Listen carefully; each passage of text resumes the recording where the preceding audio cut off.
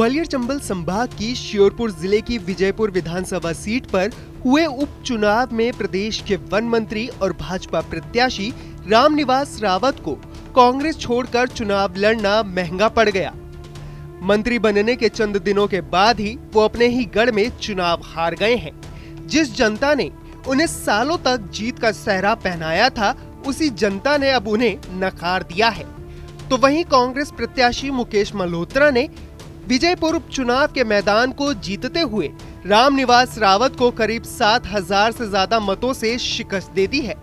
ऐसे में कांग्रेस इस जीत को ऐतिहासिक बता रही है।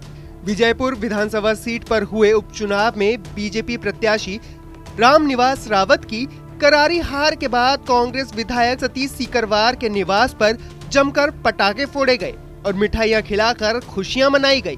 विजयपुर की जीत है, आम जनता की जीत है, विजयपुर की जनता की जीत है। ये चुनाव जो था विजयपुर का, ये पूरी विजयपुर की जनता ने चुनाव लड़ा। एक तरफ सत्ता जनबल और शासन प्रशासन था, दूसरी तरफ विजयपुर की जनता थी। विजयपुर की जनता ने पहले से ही तय कर रखा था कि जिन लोगों ने लोकतंत्र की हत्या की है, जिन्होंने मां जैसी पार्टी के साथ गद्दारी की है, ऐसे गद्दारों को सबक सिखाना है। जो ग्वालियर चंबल की धरती है, यहाँ जो गद्दारी पसंद नहीं करते लोग, और जो पार्टी के साथ गद्दारी करें, जनता के मैंडेट के साथ गद्दारी करें, उनको जनता समय आने पर सबक सिखाती।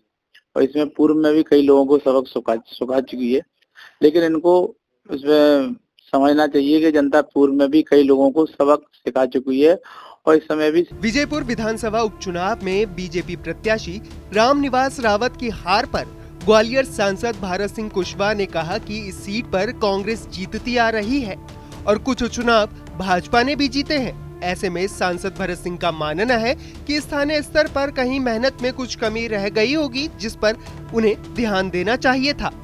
देखिए, वहाँ से लगातार कांग्रेस जीतती रही है।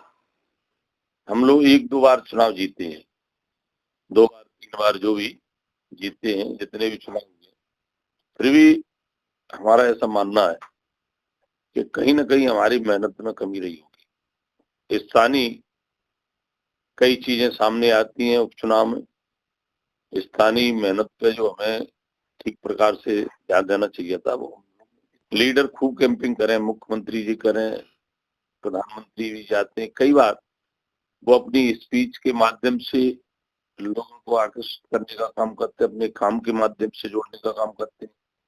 अगर हम लोग बहरहाल विजयपुर विधानसभा सीट के उपचुनाव में बीजेपी के तमाम बड़े नेताओं के प्रचार प्रसार के बाद भी जीत कांग्रेस प्रत्याशी को मिली। ऐसे में अब एक बार फिर विजयपुर विधानसभा की बागडोर कांग्रेस के हाथ में है, लेकिन रामनिवास रावत के सामने फिलहाल अभी अपनी हार का मंथन करना बाकी है कि चुनाव के दौरान वन मंत्री रहते कराए गए विकास कार्य और घोषणाओं के बावजूद आखिर क्या कमी रह गई, जिसके कारण विजयपुर विधानसभा की जनता ने खुद उस नेता को ही हरा जिसे खुद विजयपुर की जनता ने 6 बार जिताकर विधायक बनाया था। ग्वालियर से धर्मेंद्र शर्मा की रिपोर्ट।